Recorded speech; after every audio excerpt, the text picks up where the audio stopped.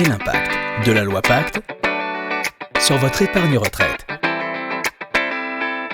À horizon 2020, la loi Pacte, plan d'action pour la croissance et la transformation des entreprises, devrait entrer en vigueur. Destinée à favoriser la croissance des entreprises, elle aura deux effets principaux. 1. Réorienter l'épargne des Français pour soutenir le financement des entreprises.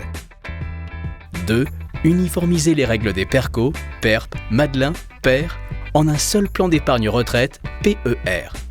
Nouvelles règles appliquées à tous les contrats d'épargne retraite à partir de janvier 2020. La sortie en rente ou en capital.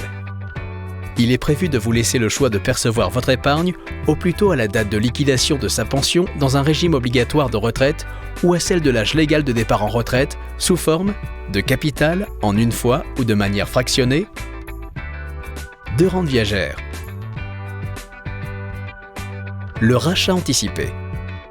Les cas de déblocage anticipé seraient identiques pour toutes les offres d'épargne retraite. Quelques exemples. Achat d'une résidence principale, surendettement du titulaire, invalidité de deuxième et troisième catégorie, décès du conjoint ou partenaire de Pacs. Le mode de gestion. La gestion pilotée serait généralisée afin d'offrir de meilleures perspectives de rendement aux épargnants. À l'instar de ce qui existe déjà pour le PERCO, elle deviendrait la gestion par défaut de manière à sécuriser l'épargne à mesure que la date de la retraite approche. La portabilité totale. Vous pourriez à tout moment transférer votre épargne retraite vers le contrat de votre choix, même l'épargne professionnelle vers l'épargne personnelle et vice-versa, avec des frais de transfert plafonnés à 1% des droits acquis et gratuits selon certaines modalités.